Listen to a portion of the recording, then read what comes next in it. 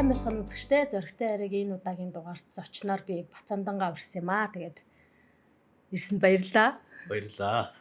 За тэгээ манай Бацанданг бол үзэгчд бүгдээрээ мэднэ хүмүүс хизээний одоо улс төрчтэй тэмцлийн замаас улсын хурлын гишүүн, за дипломат албаа, цаашлаад одоо засгийн газрын бүрэн эрх төлөөлөгч гээд маш олон ажил албыг хашсан. Бас Монгол төмнийхээ төлөө сайхан зүтгэж яваа юм залуу. Тэгээд бидний урилгыг бас аваад ирсэн. Би бас нэлээд цаг үеийн асуултууд тавья гэж бодсон. Тэгээ сая сүүлийн үед нэг хэд хэдэн мэдээлэл хийцэн. Ялангуяа яг л нөгөө тэмцлийн чинь анхны шаардлага буюу нөгөө л нэг олигархуудаа яах вэ гэдэг асуултыг л одоо гаргаж тавьсан шүү дээ. Тэгэхээр энэ тухай хоёлаа яриа эхлэе. За зоригтой яриа гэж сайхан нэвтрүүлэгтээ урьж оролцуулж байгаад баярлалаа. Сүүлийн үед зоригтой шулуухан ярьдаг, хэлдэг хүмүүсийг ховорцсон байна. Чин сэтгэлээс асуудлыг тавьдаг, зоригтойгоор асуудлыг дэвшүүлдэг олон хүнийг шорон орн руу чирдэг, хордог болсон байна. Ийм учраас таны урилгыг хүлээж авч бас нэг зориг зүрхэж хангалж байгаад хэлэх ёстой хэдэн зүйлээ хэлэхээр ирлээ.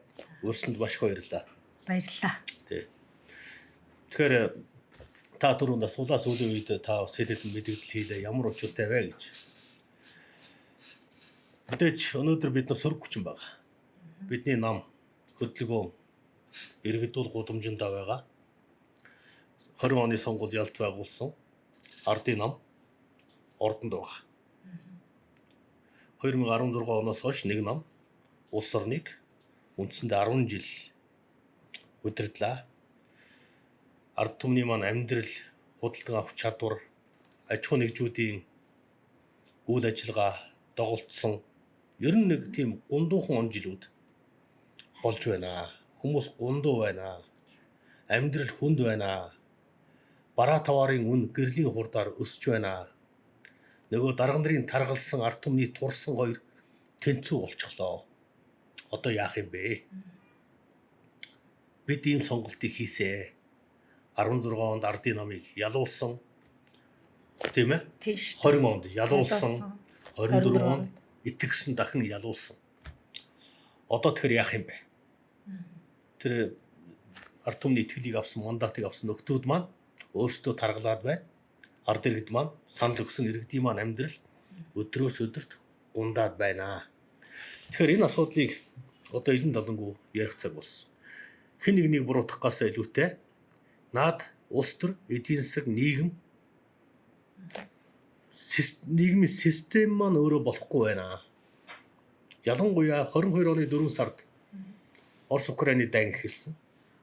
Дайн эхэлснээс хойш бараа таварын үн, эдийн засгийн нөхцөл байдал, аж ахуй нэгжүүдийн нөхцөл байдал ямар их хүндэрч байна вэ?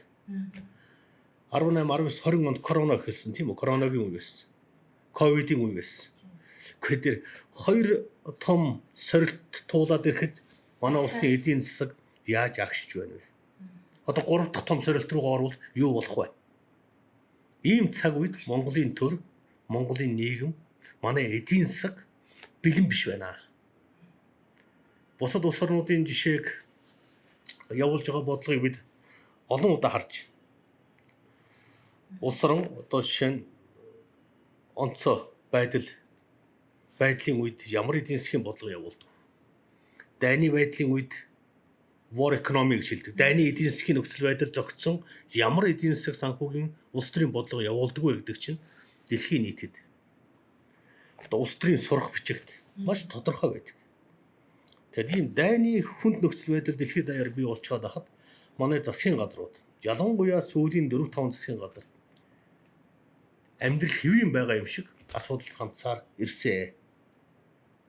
Одоо ч энэ учрлын засгийн газар дайны нөхцөл байдал зохицсон ард түмнээ энэ хүндрэлээс дайны нөлөөнөөс аврах хамгаалах эдийн засаг улс төрийн зохиц бодлогоо боловсруулаагүй байна.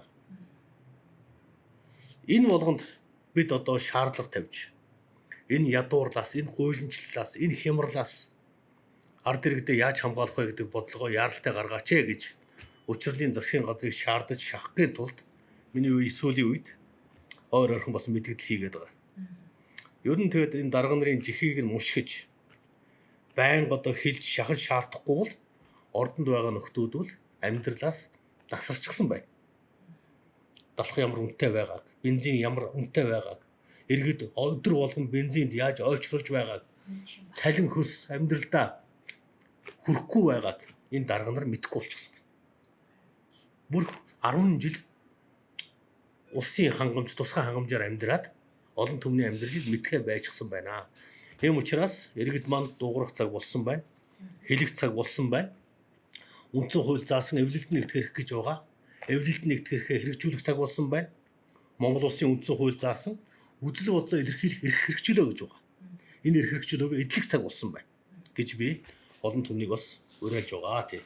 Тэгэхээр одоо энэ системийн алдаа, тогтолцооны асуудал одоо ингээл яриад байгаа шүү дээ, хүн болгоно яриа л юм л да. Гэхдээ одоо дотор нь ч орж ажилласан, гадна талаас нь ч хараад явлаа нэлээ энэ олон жилийг өнгөрүүллээ. Хамгийн гол асуудал нь юунд байгаа? Одоо бүр нөө шудраг бус явдал мавдал бүр дүүрсэн хэрэг дайн байлдаа дэлхийн энэ одоо геополитикийн онцлогт тохирсон бодлого хүртэл гаргаж чадахгүй байна гэдгийг та сая гаргаад ирлээ шүү дээ, тий. Ийм цаг үед дэлхийн улс орнуудын улс төр дотоод улс төр өөрөө маш доктортой байж иж дотоодын одоо ард түмнийхээ амьдралыг хамгаалж чаддаг байна. Гэтэл одоо Монголын гадаадад бужигнаан үүсчихэд дайны нөхцөл байдал үүссэн. Тэрний нөлөө Монгол руу ороод ирчихсэн. Эх оронд маань ороод ирсэн. Ард түмний амьдрал маш хүнд байхад дээрээ бужигнаад. Одоо парламентын 76 таа байхад 60 гаруй суудлыг авсан нам. Одоо 126 таа байхад дийлэг олонхыг авчихсан нам. Бүр бусад намтайгаа эвслийн засгийн газар байгуулад явж яасан нам. Хийдэг ганцхан ажилт болсон. Засгаа унгах, ерөнхий сайдаа солих. Одоо нэг пракц нөгөө пракцтайгаа зодтолдох гэдэг ийм л ажлыг сүүлийн одоо хэдэн жил хийхийг харлаа. Энэ намчин одоо ардын намыг одоо хуучны хүмүүс их доктортой нам гэж үздэг байсан. Өнөөдөр хамгийн докторгүй хүчнийг аваад ирэх бол ардын нам болчихлоо. Энэ өндөр хөгжил рүү яваад байгаа улс орнуудын нэг хөгжлийн нэг чухал нууц бол улс төрийн доктортой байдал байхгүй юу?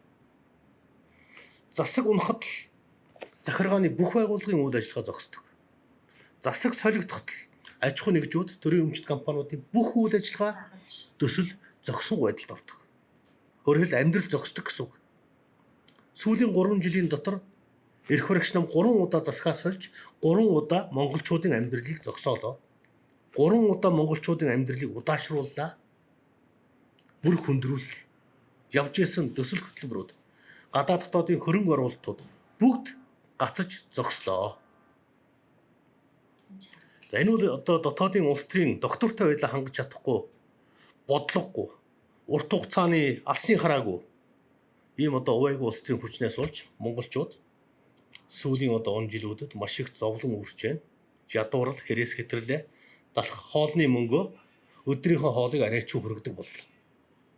Одоо тэгэхээр монголчуудыг хэвлэлд нэгдэж дуу хоолойгоо хүргэж энэ нөхдүүдийг хариуцлагажуулж амлсан амлалтыг нь шаардаж шахаж явахгүй бол болохгүй нэ гэдгийг л одоо иргэд маань бас ойлгож байгаа болов уу гэж бодож байна тий. Тэгээ одоо яг мэдгдлүүд яваад цөөхөн л хүмүүс бас илэрхийлж байна. Ихэнх олонх нь бол дэмжиж байна. За одоо зөв цагтаа нөө Бацандан маань гараад ирлээ. Бидрийг бас нэг хошуучлаад явах хүн хэрэгтэй. Бас нэг юм одоо манлайлагчаа хүмүүс хүлээдэг шүү дээ. Иргэд маань олон нийт маань. Ихэнх нь бол ингэж дэмжсэн байлээ. Би бас нэг бүрчлэн үзлээ л дээ. Мэдгдлүүд чи араарх одоо комент сэтгэлдлүүд хүмүүсийн хандлт энтриг. Тэгэхээр цөөн тооны хүмүүс бол юу гэж байна вэ гэхээр үгүйсгэж байна л та. За одоо ингээл өөрийнхөө ус төрийг хийгээл одоо попрод л гээд. Тэгэхээр энэ амин чухал одоо ус оронд тохиолдсон үед гарч ирж үгээ хэлдэг хүмүүсээ хайрлахгүйгээр одоо бас ингэж балбж байгаа хүмүүс та нэг зөрөгтэй одоо хэлж өгөөч ээ. Яагаад ямар шаардлагатаар одоо ингэж энэ цагт гарч ирж байгаа юм бэ? Үе гарч ирээл алга болчих тийм да гэсэн нэг юм сонирн байдлаар өөрийн чинь дүрийг одоо унтраахыг хүсэж байна л да зарим хүмүүс. Бүр томоохон намын эндэр дээр ч яригдаж байна. Намайг ч одоо үгээ хэллээгээд олон удаа хордгийн, шалгадгийн айлгаж ичээдгэн шүү дээ. Одоо ганц намайг биш л дээ. Монголын бүхэл үгээ хэлж байгаа, үзэл бодлоо илэрхийлж байгаа, байр сууриа хатуухан илэрхийлж хул маргааш нь нөгөө газраас дуудаал аваад явчихдаг шүү дээ. Сүүлийн хэдэн жилүүд ийм л болчихсон. Одоо над чи олон шалгуулсан хүн Монгол хэд байдгийг би мэдэхгүй. Дандаа улс төрийн шалтгаантай. Үгээ хэллээ маргааш нь дуудана. Тэгэхээр энэ нийгэмд би ч гэсэн одоо бид бүгдээрээ гэр бүлтэй, үр хүүхэдтэй. 9 сарын 1 болж байгаа бол хүүхдүүдийн сургуулийг ном дэвтрийн бэлтгэх ажил байна. Настай ээжтэй аавтай. Настай ээж юм би муудууд эмнэлэг дээр очиж сахих шаардлагатай. Хүн болгон өдөр болгон үгээ хэлээд чадахгүй. Тийм зав цаг байхгүй. Бас тийм зориг зүрх байхгүй. Яг үнэ. Энд чинь Өөрийгөө золиослоо. дээрэс нь үгээ хэлнэ гэдэг бол юм уншдаг, юм боддог, үзэл санаатай, итгэл үнэмшилтэй хүний ажил. Тууштай. Тэр чинь бэлтгэж хэлдэг. Уншиж хэлдэг. Нөгөө гэрээцээ төрөөсгдөг. Гэр орныхоо асуудлыг зэгцэлчээд дараад нь төрийнхөө төлөө хүн үгээ хэлдэг. Тэр өнөөдөр бол сүүлийн бас хэдэн сар бүрэн эрх төлөөлөгчийн ажлыг өгснөөс хойш хэдэн сар гэр бүлийнхээ асуудал дээр анхаарал тавилаа. Хөгш настай ээж маань ээжийнхээ асуудал дээр, эрүүл мэндийн асуудал дээр, хэдэн хүүхдийн сургууль намын асуудал дээр анхаарал хандууллаа. Одоо бас үгээ хэлэх цаг нь болсон юм болов уу гэж бодож өнөөдөр ингээд тантай сууж байна. Ер нь үгээ хэлнэ, үзэл бодлоо илэрхийлнэ гэдэг нь гайхамшигтай эрхчлөө.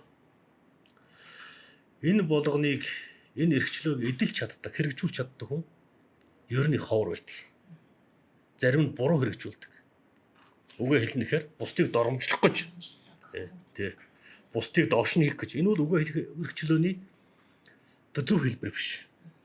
Чам тэрөө үзэл санаа байгаа бол, бодлого байгаа бол, альтернатив байгаа бол, өнөөдрийн явж байгаа бодлогыг засаж залруулах альтернатив байгаа бол тэрийг олон түмдээ хэлээч. Эрх баригчдад хэлээч гэдэг л асуудал байгаа. Тэгэхээр миний бие хууль зүйн ухааны доктор, улс төрийн шинжлэх ухааны мастер бас судалгаа хийдэг хүний хувьд хэлэх үг хийх ажил их байна. Тэгээ өнөөдөр та өрсөн учраас асуусан асуулт болгонд чинь би чөлөөтэй хариулъя. Маш их баярлалаа. Нэрэл олон жил ингээд бид нар мэдгүй штэ хизээ дуудагдаж хэдийн хугацаанд хоригдож тий нуруугаа автлаа ингээд залхахтлаа яваал тэгээд гисэн ч одоо цаг үеийн хэрэгтэй үед нь гарч ирж бас ингээд урам зориг өгч байгаа бүр маш их баярлалаа талархаж байна. Би өнөөдрийн таны сайхан нэвтрүүлэлд орж байна. Та асуулт байвал чөлөөтэй асуу. Би чөлөөтэй хариулъя. Маш довтлохон бөгөөд тодорхой хариулъя. За одоо бэтэр ажиллаж исэн үеийг хүмүүс маш их сонирхож байгаа. Яагаад Бацаандан гэдэг нь их хурлын гишүүнч байсан, бэтж байсан. Яагаад тэгвэл өөрөө энэ алтан асуудлыг засч чадахгүй байгаа гэж хүмүүс их асуусан байна. Яагаад тэр үед дуураагүй? Яагаад гадна талд гарчаад дуурайд байгаа юм гинэ? Бэтэр би ерөөсөө үндсэндээ 6 сар ажилласан юм шүү дээ.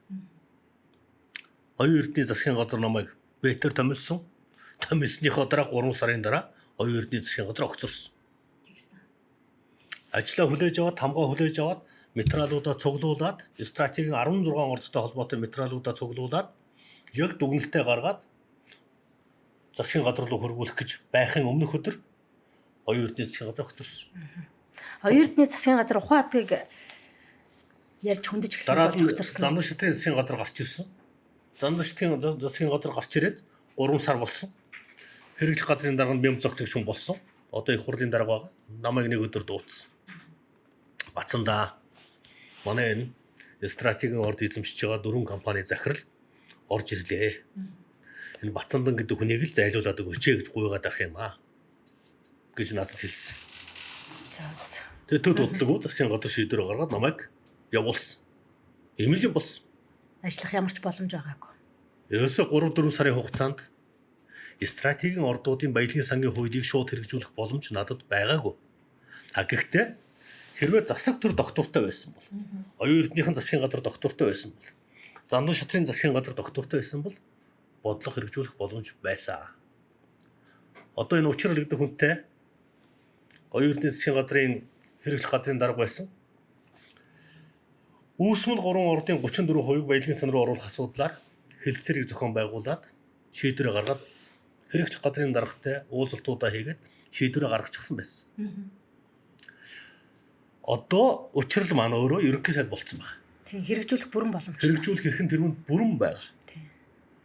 Өнөөдөр хийсэн ажлынхаа эсрэг өөр юм яриад л явж байна. Тэгээ энэ юунаас болоод тийм нөгөө л хідэн захиалагч нар орж ирэл дарамт. Энэ засгийн газар дотор чинь стратегийн орд эзэмшиж байгаа 4 том групп төлөөлөл оруулчихсан байна. За та нэрлэлтэй. Гэхдээ та мэдчихэж байгаа шүү дээ. Төмөрлийн ордыг хэн эзэмшдэг вэ? Номтойр. Нарийн сухайтыг хэн эзэмшдэг вэ? Таван толгойг хэн эзэмшдэг вэ? Одоо ингээд Монголын 16хан том стратеги ордтой. Нөгөө сөрөг хүчин дээр чинь одоо бид хоёрын нам гэж яриад байгаа. Тэр дотор чинь стратегийн орд эзэмшдэг хамаарлахын олон этгээд байна. Энэ хүмүүс чинь Баялагын сангийн хуулийг 19 оны үндсэн хуулийн 6-гийн 2-ыг санаатаагаар гацааж байгаа. Гацааж байна. Хэрэгжүүлэх гэсэн засгийн газар болгоныг барьцааж байна. Унгаж байна. Энэ хоёр нам өнөөдөр Монголын төрийн эрхийг барьж байгаа, ээлжлэн барьж байгаа хоёр нам хоёулаа бүлэглэлийн барьцаанд орчхоод байна. Ялангуяа намын удирдлагууд нь. Тэгэхээр баялагын асуудлаа Монголын ард түмэндээ ээлтэйгээр ашигтайгаар өгөөжийн дийлэнхийг нь гүртэй хууль эрх зүйн орчин бүрдээд 6 жил болчихлоо. 19 оны тэр ард түмний 50,000 иргэний жагсаалын үр дүнд Монголын ард түмэн үндсэн хуулиа өөрчилсөн. Одоо баялагын өгөөжийн дийлэнх нь ард түмэнд ирэх ёстой шүү гэдэг суур философи үзэл санаагаа үндсэн хуульдаа тусгачихсан. Энийг хэрэгжүүлж чадахгүй 6 жил боллоо. Цаашаа үргэлжлэл. Тийм. Улс төрийн том одоо өөрчлөлт сонголт хувьсгал явж ээж энэ өөрчлөгдөнө. Тэгэхээр хувьсгал гэж хэлчихээр зарим нь буу шийдэн барих гэж яана гэж андуураад байх шиг байна.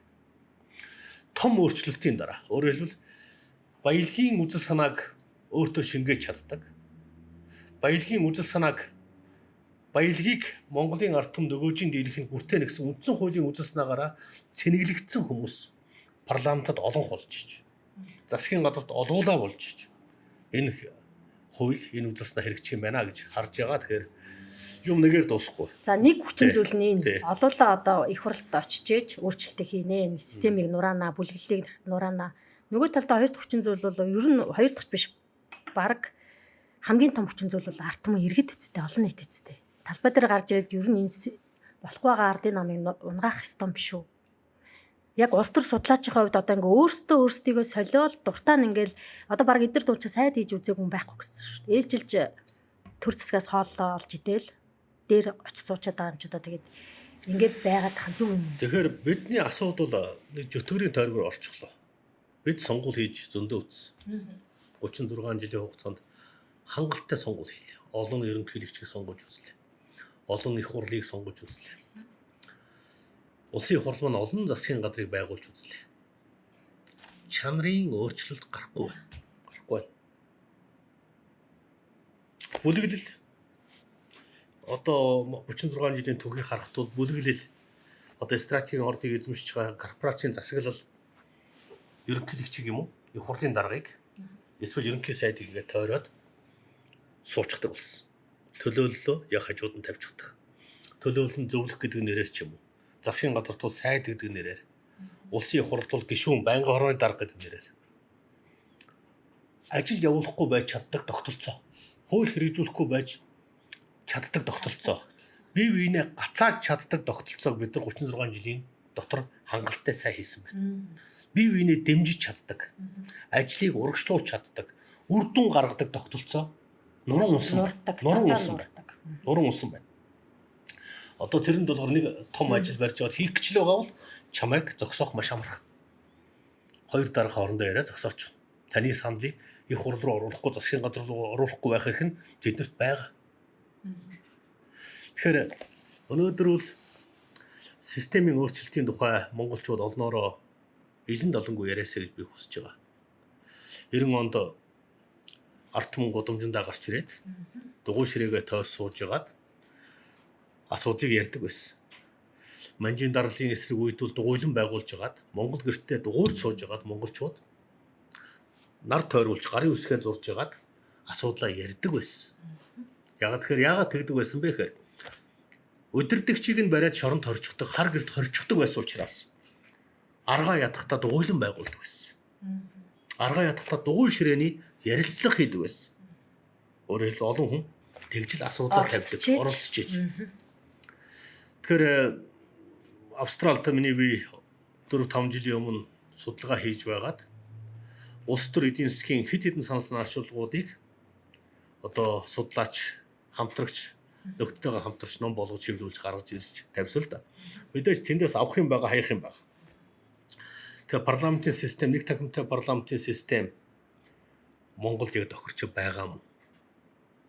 Энэ пропорционал систем Монголд яг тохирч байгаа мó? Энэ корпорацийн засаглал руу бид нар орчхоогүй байгаа да. Корпорацийн засаглал гэдэг нь уг нь бизнесийн ойлголт л доо. Одоо улс төрийн ойлголт болчихсон. Корпорацууд төлөөллөө засгийн газарт оруулдаг болсон. Корпорацууд нийлж ягаад одоо томоохон стратеги орд эзэмшигт нийлж ягаад их хурлд хэнийг оруулахгүй вэ гэдгийг шийддэг болсон. Төрийн 3 өндөрлөгийн хооронд нь хагаралтуулах ажлыг зохион байгуулдаг болсон. Өөрөөр хэлбэл корпорац гэдэг бол мөнгөний төлөө явдаг байгууллага. Монгол төрийг мөнгө удирддаг болсон. Мөнгөний сонирхол удирддаг болчихсон. Ийм өчүүхэн буруу систем рүү бид нар яваад орчихсон. Одоо энэ системээс бид яаж гарах юм бэ? Энэ жүтгэрийн тойргоос яаж гарах вэ? За бүр хүмүүсийг ингээ голтон ортол яг учир ухааны нь олохгүй юмыг олтлон ингээ хэлж өгч байгаа байхгүй. Одоо нэг тохиолдолд 76 гишүүнтэй парламентод би 8 жил сууж үзсэн. Корпорацууд хүсвэл хуулийг нэг өдрийн дотор баталж чаддаг. Өөрөөр бүлэглэл гэж хэлээ. Тэр бүлэглэлийн чинь цаана өндөр шилэн байшинд байгаа хэдэн корпорац байна. Корпорацуудад таалагдахгүй тэр хууль хизээч батлагдахгүй хэлэлцүүлэгт орохгүй. Орсон ч их хурд руу орохгүй. Ийм систем бий болсон. Бид нар сайхан засаг удирдах байгаа бидрийг л энэ эдийг хайрлаад хүлээж явж байдаг. Их хурлын гишүүн их эрх мэдэлтэй гэж боддог. Ганц их хурлын гишүүнд ямар ч эрх мэдэл байхгүй. Өөрөөр хэлбэл иргэд бодохдоо нэг их хурлын гишүүнийг сонгоцсон энэ маань бидний амьдралыг өөрчлөх байх, Монголыг өөрчлөх байх гэж боддог. Ганц их хурлын гишүүнд ямар ч эрх мэдэл байхгүй. За бүр сөрөг хүчний нам хувилдаанд оролцдог. Одоо бид нар жоохон муухайгаар хэлэх юм бол асуудалд орчихсон. Нам дамсан ийм нөхдүүд бол хувилдааны замаар л явна. Тэгэхээр мэдээж энэ том одоо өөрчлөлтийг бол эх орно гэсэн бодолтой. Миний бодлоор сэтгэл зүрхтэй хүмүүс хийдэг. Үзэс наатай сэтгэл зүрхтэй. Дээрээс нь зоригтой яриа гэдэг танаа нэвтрүүлэг шиг зоригтой ярьж чаддаг. Зоригтой бас явж чаддаг тэр хүмүүс хийдэг. Тэгэхээр тэр хүмүүсийн тоо өдрөөс өдөрт багасаад байна уу да гэж. Би энэ 126 гишүүнтэй парламентыг хараад байгаа. Пропорционал системээр олон залуучууд орж ирсэн байна. Эдгээр нам харгалзахгүй нэгдээд энэ үндсэн хуулиас эхлээд бусад хуульд байгаа асуудлуудаа шийдэж явах болов уу гэж бид хараад байгаа. Гэхдээ наадах нь үндсэн хуульд орсон чухал өөрчлөлтүүдээ хэрэгжүүлэх гол хуулиудаа батлаад явах хэрэгтэй. Энэ хүмүүст бүрэн эрх нь шүү дээ, тийм ээ. Тэгэд намчирхаа суугаад. Намчирхдаг нөхдүүд Монголыг өөрчилдөг юм аа. Нам харгалзахгүйгээр зөв юмны төлөө зүтгэж чаддаг хүмүүс нийлж байж энэ улсыг өөрчилдөг. Тэр 19 онд одоогоос 6-7 жилийн өмнө оюун эрдэнэ зүгээр л сул гишүүн байсан. Нямбатар зүгээр л сул гишүүн байсан. Би зүгээр л сул гишүүн байсан. Сөрөг хүчний. Тэгэд бид нар нийлж уулзж хагаад олон хуулийг өөрчилж ирсэн. Үндсэн хууль төрөл өөрчлөлт хийж ирсэн. Баялагын сангийн 6-гийн 2 чинь тэр 50 мянган иргэдтэй 5 гишүүн тэмцэж хийсэн өөрчлөлт байхгүй юу? Тэрний ачаар л одоо тэрний ачаар баялагын сантай болцсон. Баялагын хөвсөл хий гэж ярьдаг болчихсон. Гэхдээ хэрэгжүүлэх сонирхолгүй олон гишүүдтэй. Стратеги 16 ордын тухай та надаас асуусан да. Сүхбаатар аймаг цаарт минерал. Стратеги орд. Миний мэдж байгаагаар 50% нь 49-оос 50% нь хятадуудаар байгаа. Одоо 51 нь монголчууд дээр байгаа. Монголын 1 2 3 хаан гэр бүл дээр байгаа. Стратегийн ордын асуудлыг ярих тусам тэр хүмүүс бидний үзэн яддаг. Ягаад гэвэл тэд мөнгөтэй, баян, Улаанбаатарын бүх байшин гол одоо гадруудыг тэд нар өмчилж байна. Бивэл нэг л зарчим юмэрдэг. Үндсэн хуулийн заалтаа хэрэгжүүлэхийн төлөө одоо тэр баячуудын өөдөөс харж агаад үгээ хэлэх хэрэгтэй. Тэр хүмүүс хангалттай мөнгө хийсэн. Одоо болчмоор баян болсон. Одоо жишээ нь цаарт минералын баяжмлыг худалдаж явдаг хятад хүн хятадын зүүн хойд хятадын хамгийн баян хүн болсон. Тэр баяжмал зарж байгаа, тэр ордыг эзэмшиж байгаа манай 3 гэр бүл ямар баян байгаа. Хязгааргүй байна. Хил хязгааргүй байна. За ийшээ явъя. Наашгаа явъя. Доронтод Мардайн ордоос эхлээд Гадрын досны орд. Ийшээ Шиншин нэгэд хоор металлын орд. Үндсэндээ бүгдээрээ стратегийн ордууд байна. Зарим нь стратегийн ордод оруулсан, зарим нь оруулахгүй байна. Манай дарга нар бүр оруулахгүй байна. Оруулаач гэдэг шаардлагыг миний бие бет байхдаа олон удаа тавьсан. Эннээс болж нөгөө баячууд чинь дарга нар чинь Бацаннаг зайлуулъя гэдэг л ганцхан шийдвэр гаргасан. Одоо нэг айхтар өгөөд ч коммунизм яадаг. Асуудал дэвшүүлээд байгаа хүнийг шууд буудаад алчгаа гэж. Тийм шүү дээ. Одоо асуудлыг дэвшүүлээд байгаа хүнийг ажлаас нь зайлуулчих. Тэгвэл тэр асуудал байхгүй болчихно гэж боддог болсон. Манай дарга нарын өчүүхэн бодол энэ. Тийм ээ. Тэд Бацаннаг зайлуулсан. Гэхдээ тэр асуудал байсаар байгаа. Баялагтай эзэн болъё гэдэг монголчуудын хүсэл үндсэн хуулийн 6-гийн 2 байсаар байгаа. Хэрэгжих цагаа хүлээж байгаа. Тэгэхээр бид биенээ зайлуулж асуудлыг шийдэх биш. Бид биенээ айлгаж асуудлыг шийдэх биш. Амьдралын үнэтэй нүүр тулж ард түмнийхээ өлссөн ходоодыг харж энэ хүүхдүүдийнхээ нүдийг харж амьдралын бод түнийг мэдэрч асуудлыг ярих шийдэх цаг болсон. Шийдэж чадахгүй гэж байгаа бол ардын ном шийдэхгүй гэдэг хэл. Баялагын сангийн хуулийг хэрэгжүүлэхгүй гэж байгаа бол хэрэгжүүлэхгүй гэдгийг одоо хэл. Тийш. Ашигт малтмлын хууль төрөл хулгайгаар сая хэд хэдэн өөрчлөлт хийх гэж чад баригдаж байгаа. Одоо хэлцүүлгийг төр зогсоодсон байна. Амьдны маргажсан. Тэг энэ болгоныг иргэд анхааралтай ажиглаж байгаа. Бид анхааралтай ажиглаж байгаа. Бацандан чимээгүй болчихсон юм биш. Эднэрийн үйлдэл болгоныг анхааралтай ажиглаж байгаа. Үнэхээр одоо өнөөдөр л монголчууд жаахан сэрж байх шиг байна. Ходоод нь өсөөд ирэхээр, орлого нь багасаад ирэхээр, бензинд очирлоод ирэхээр, компаниуд нь дампуураад ирэхээр иргэд одоо жоохон сэрж эхэлж байна. Манай монголчууд ч сэрэгтэй удаан ард юм шүү дээ. Удаан. Одоо баг зэрэг сэрж явах шиг байна. Тийм учраас одоо жоохон хөдөлгөөнд орох болов гэж харж найдаж байна да тий. За би бүр яг үнэндээ Бацантантайгаа яриад шоконд ороод ийн л да. Яг асуулт асуух гэсэн ч баг ингээд маш хүнд байна, хэцүү байна ингээд нөгөө яг л ард түмний амьдрал одоо болж байгаа процессыг бүр ингээд нүдэнд харагдтал ярьчлаа шүү дээ. Одоо энэс илүү яах юм бэ? Тэгээд ямар ч үсэн сая нэг мэдгэлүүд хийгээдснийхаа дагуу дараагийн төлөвлөгөөт ажлууд явах ах гэж бодож байна. Миний өмнөх дугаард уянгаа оролцсон. Одоо оюу толгойг эсэргүүцээд нэг 3 эмэгтэй явж ийн л да. Отхон сэтгүүлч баас ихч арчсан нам гарч ирдэг вэ. За одоо ингээд Бацандан гэж хүн бет хийжсэн энэ олон баялагын хулгай олигархуудын бүтэц зохион байгуул за энэ корпорацийн мэдлэлд очсон өөрөөр хэлбэл энэ Монгол улс чинь тусгаар тогтнолоо алдчихсан нөгөө нөхдүүд нь одоо үндсэн хуульд төрийн эрхийг хууль бусаар авах хэмжээнд очсон байхад ард түмэн сэрэхгүй ардчилсан нам сөрөг хүч ажиллаа хийхгүй зүгээр л өөрчлөе бүтээе гэх мэт аян зарлаад нэг 2-3 сар ингээд одоо нэр дэвшигч нараа кросслоод уралд гэх мэт юм байж байгаа хгүй би бас одоо нэг эдис нь болохоор намын дарагтаа хандаж үг хэлэхдээ хэллээ л дээ. Яагаад энэ баялагтаа эзэм одоо болёо баялагынхаа төлөө явъя гэд иргэд нь олон нийтэнд тэмцээд идэг ардчилсан нам гарч ирж үгүй хэлэхгүй байна. Яагаад энэ гişүүд ажиллахгүй байна?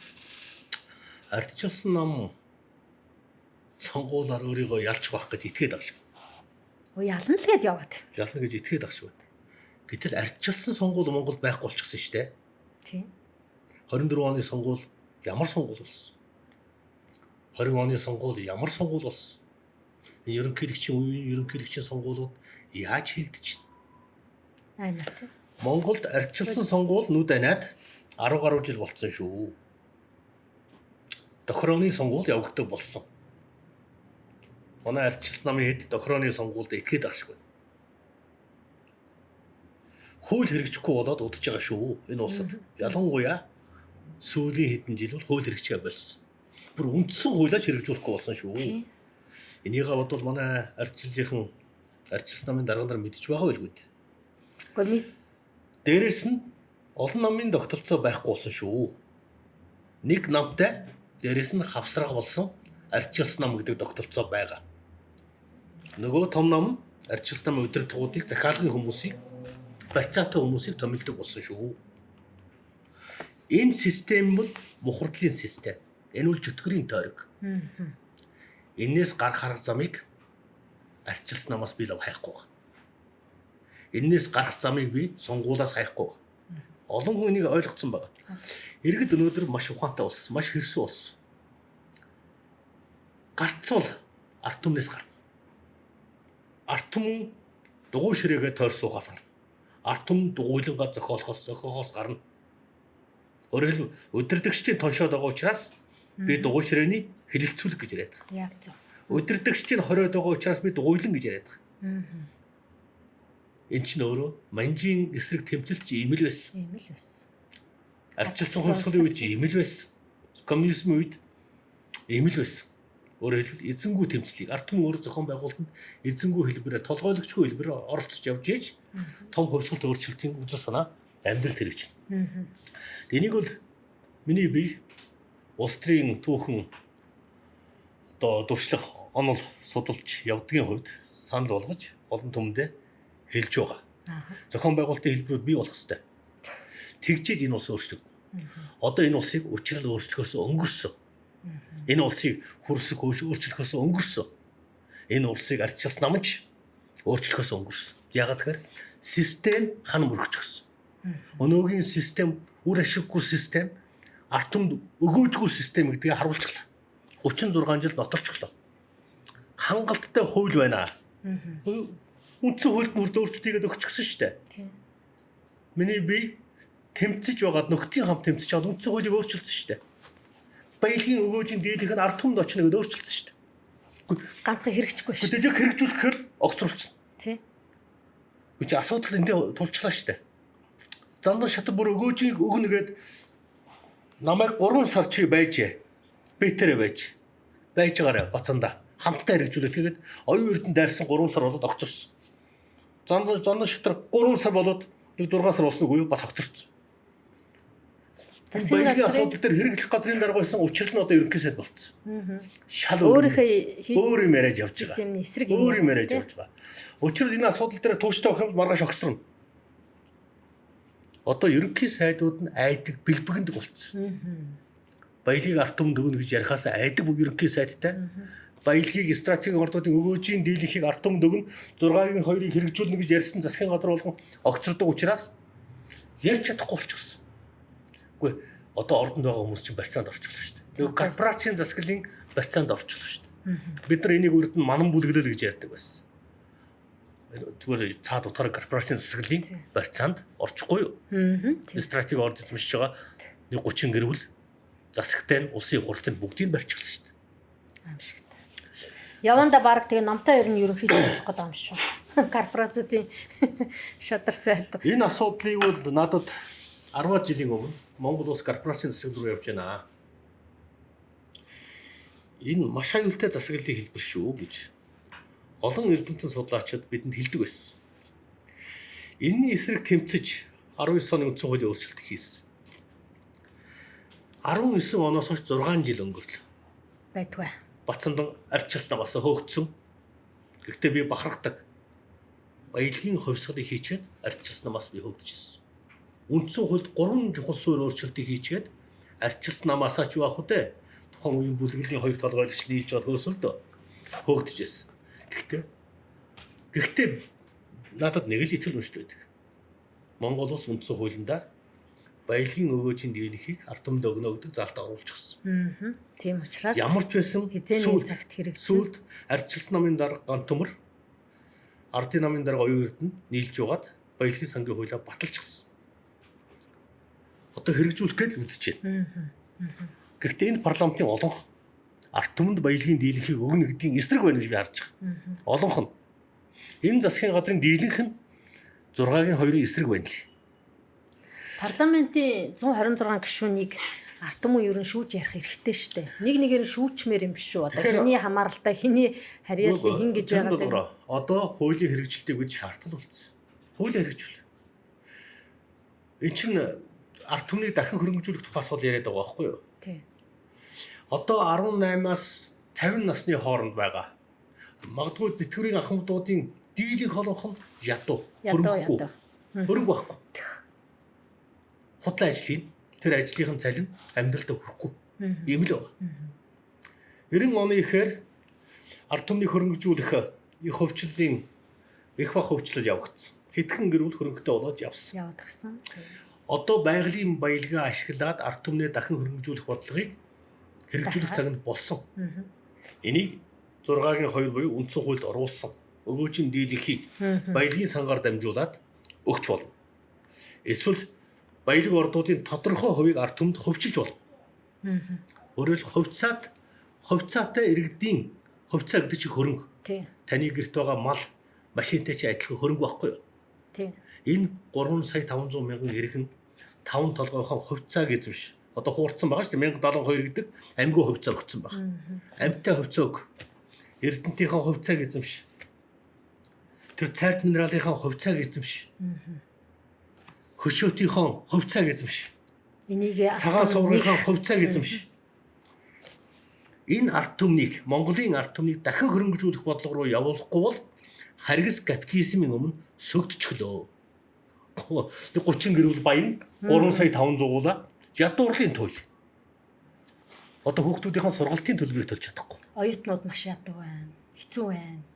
Одоо энэ Ажлын байр алга. гуйлагчин нийгэм рүү орлоо. Эннээс гардаг ганцхан арга зам бий. Ард түмнээ дахин хөрөнгөжүүл. Ард түмнээ хөрөнгөжүүлэх замаар гарна. Баялагийг зөв хуваарлах замаар гарна. Баялагын ихэнх төрийн мэдээлэлд. Эсвэл олигархуудын мэдээлэлд. 30 гэр бүлийн мэдээлэлд. Гэхдээ ямар хаашаа янзын нийгэм бий болж байгаа. Хөвчлөлийг буруу хийж гисэн. Хөвчлөл хийхдээ 30-40 мэдээлэлд орхон хэдэн дарга нарын гэр бүлийг баян болгон хөвчлөл хийсэн. Одоо ч энэ засгийн газар хөвчлөлийн бодлогоо буруу хийх гэж байна. Ард түмнийг хөрөнгөжүүлэх тухай ярьж байгаа нэг ч сайд алгах. Нэг ч их хурлын гишүүн алгах. Хөвчлөлийг нөгөө баячуудыг улам баян болгох зорилгоор хийх гэж байна. Тэгэхээр энэ асуудал дээр бид дуурахгүй бол бүх юм буруу тийш ахаад явна. Нөгөө ультра либералууд гэж одоо хуучин бол улаан коммунистууд, улаан социалистууд гэж нэг нөхдүүд Монголоор 70 жил тоглолоо шүү дээ. Одоо ультра либералуудын үе гараад ирсэн. Барууны нөгөө пропагандагаа хийдэг. Нэг бол зүүнний пропаганда хийдэг. Бүр ийш туушсан бодлого. Туушраад бүр. Үндэсний Нэг үйл бол санаа. ультра либерал руу явчихсан. Үндсэн Ард түмний эрх ашиг, үндэсний эрх ашиг гэдэг юмыг ярьдаг хүн их ховор болсон байна. Ийм учраас дуу хоолойгоо хүргэх цаг болжээ гэж би харж байгаа тий. Эрдэнтийн 34%-ийг Эрдэнтийн нөгөө намын залуучууд санаачлаад одоо орон нутагтаа бас 34%-ийг эзэмшиж гэх юм баялагтаа эзэн байлаа гэдэг ийм санаачлал гаргаад бас явж байгаа юм билээ. Их хурлын гишүүн Батулгадаа өгөөд. За тэгсэн чинь манай ардчилсан намын гишүүд ер нь ингээ хүмүүс дэмжихгүй талдаа байна гэж шүү. Хөөе, ер нь зүгээр ардчилсан нам, ардын нам дотор олон янзын хүмүүс байна. Тэгээд зөв санаачлагыг гаргаад яв. Өнөөдөр дэмжихгүй байгаа хүмүүс дургуйдаа биш, ойлгохгүй байгаа да ихэнх нь дэмжихгүй байгаа. Хүмүүс чинь юмыг ойлгох гэж цаг хугацааг авдаг. Хүн болгон үзэл санаатай төрдөг. Бодлого ойлгохын тулд юм уншдаг, боддог. Төрхтөө өөрийн гэсэн үзэл санаатай төрсөн хүмүүс юмыг төрүүлж хардаг. Тэ. Санаачлаг гаргаж байгаа хүн болгон шүүмжлүүлнэ, доромжлуулна. Энэ болгоныг л даван туулж ээж, олон түмэнд ойлгуулж ээж бодлого болно. 2004 онд одоогоос 22 жилийн өмнө миний бие Сүхбаатарын талбай дээр шар зангаа зүүгээд стратегийн бүх ордуудын 51% ард түмэнд хөвчлөе гэдэг санаачлаг гаргаад жигсаал хийгээд явж ирсэн. 22 жил өнгөрчөөд одоо дөнгөж ойлгож байна. 19 онд арайчуу үндсэн хуульд оруулсан.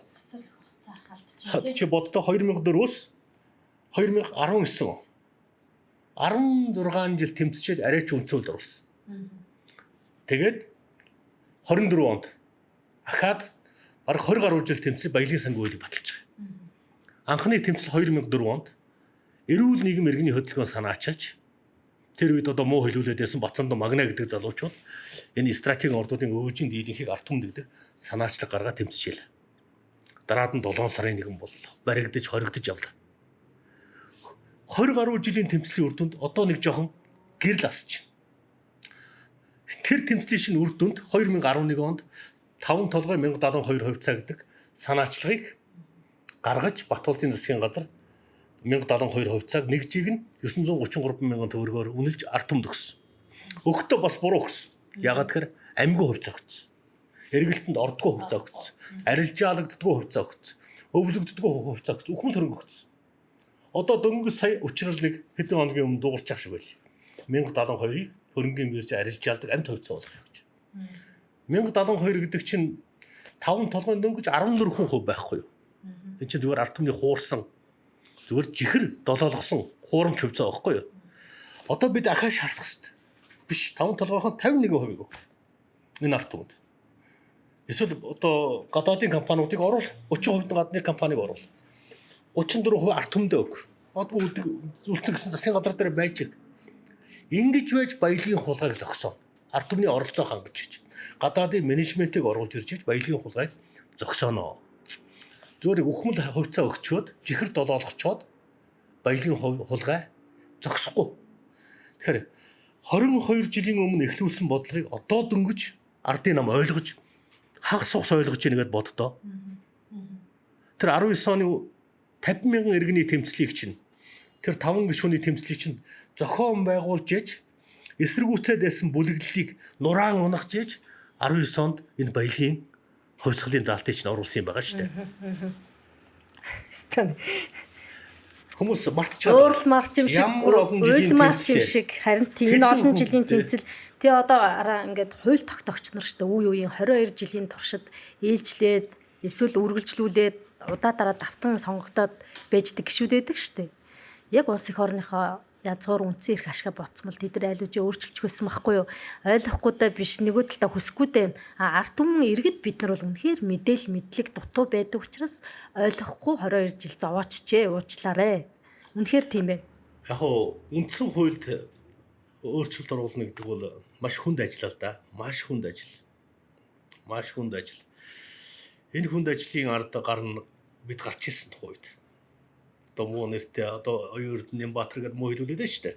Тухайн үед 19 он 6 жилийн өмнө бид нар нийлж байгаа залуучууд нийлж байгаа болд нийлж байгаа энэ үндсэн хуулийн том өөрчлөлтийг хийж ирсэн. Тухайн үед хийхийн тулд тухайн үед энэ одоо байгаа энэ хөрсгөр ерөнхийлөгч өөрлөгөө татчихсан.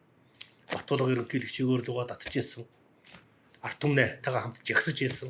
Ингээд баялагын хувьсгалын хамгийн чухал заалтыг үндсэн хуульд оруулсан. Одоо 6 жил гацж байна. Боддоо 6 жил гацж байна. Энэ заалт хэрэгжихгүй. Гацааж байгаа хүмүүс нь юм бэ. Хамт тэмцэжсэн зарим нөхдүүд нь урвчихсан байна. Бүр энэ үзэл санааныхаа эсрэг юм ярьсан явж байгаа. Гэхдээ үнэнд гүйцэгдэнэ. Монголын баялаг, Монголын ард түмэндээ дийлэнх нь очих тэр сайхан цагийг бид хүлээж байгаа. Баялаг ордуудаас хувиа эзэмших, хувьцаагаа эзэмших тэр цагийг бид хүлээж байгаа.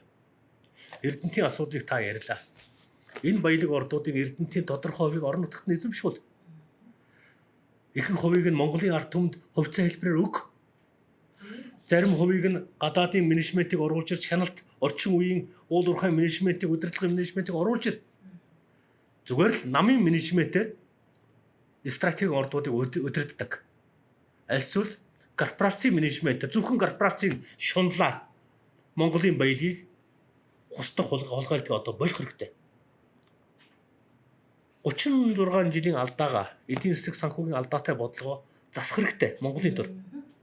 Энэ тухай миний би хоолойгоо сөтөл ордон дотор ярьж ийж 19 оны том 3 өөрчлөлт байгаа штэ. Хийсэн штэ. Тэр 3 өөрчлөлтөө би өдөр болгоно ихнэ. Өдөр болгоно нэгцгээе. Энийг хийхийн тулд би хэллээ. 2004 оноос хойш 22 жил явж байна. Тэ. Энэ бол тасралтгүй удаан тэмцэл байна. Цаашаа ч бас явнаа. Яг үнэндээ бол одоо хүмүүс энэ зочноо ирэхээр магтаад гээд хэлж магадгүй. Гэхдээ үнэхээр баатарлаг ажиллахгүй да энэ ч одоо хийж болдгүй ажлыг хийцэн л шүү дээ тий ард түмэндээ баялагийг хуваарлах тэр үндсэн хуулийн өөрчлөлтийг хийгээд өгсөн. Үнэхээр энэ мэдээлэл хомс шүү. Бид нар бас юм уншдаггүй. Баялагын сангийн хуулийг хийгээд хэн оролцоод байгаа. Баялагын сангийн хуулийг сүүлд батлахад хөрхий арчилс намын маань хэд ганц төмөр дарга оролцоо зогтгөрөл дарга тэр оролцоод баталсан. Би их баярлалтай. Хүн намын хэдэн залуучууд бас оролцоод баталж байна лээ. Мэдээж тэр хуульд бас алдаа оноод юм байгаа. Энийг засаж залруулад, сайжруулад, хэрэгжүүлээд урагшаа харааж яв. Намайг оюун эрдэнэ ерөнхий сайд байхдаа яагаад бетер томилсон. Бүр хөдлөхгүй гацаанд орцсон байгаа учраас Бацамдан чи нэг очиадах. Би энэ стратеги орд эзэмшиж байгаа бүх том компани захирлуудтай уулзалт хийжсэн. Гадаад дотоодгүй. Бүгд сүлдө хүлээн зөвшөөрсөн. Өгөө. Баялагын сангийн хуулийг хэрэгжүүлье. Гарын үсгээ зурцгаас. Тэгээд занна шатраа огцорсон, оюун эрдэнэ огцорсон, маргааш нөгөө хэд чинь эрхээ болсон. Хаахалцаад эхэлсэн. Тэгээ баялаг хулгай хийсэн гадагшаа зүгтсэн нөхдүүд одоо нэг нэгээрээ онгоцоор нисээд Монголд ирж байна. Говьяатай юм шиг явж байгаа. Тэгэхээр Монгол хүнээ дайсан болгож дайсханснуудаар харахаасаа илүүтэйгээр хамтдаа энэ улсааны хөгжүүлээд гайхамшигтай баялагийг ард түмдээ хүртээгээд тэг баян чинэлэг Монгол болмоор байна.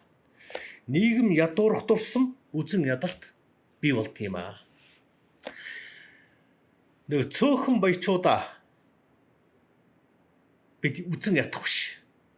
Олон хулсан ядуучуудаа дэмжиж хамгаалах замаар тэднийг ч гэсэн бид хамгаалтанд авах ёстой. Бид нар чинь бас 100% муу хүмүүс биш байхгүй юу? Баялагийг төрүүлээд хүртчихсэн. Тухайн үеийн төрийн бодлого тийм байсан. Том баялаг ордуудыг том үйлдвэрүүдийг хувьчлаад авчихсан.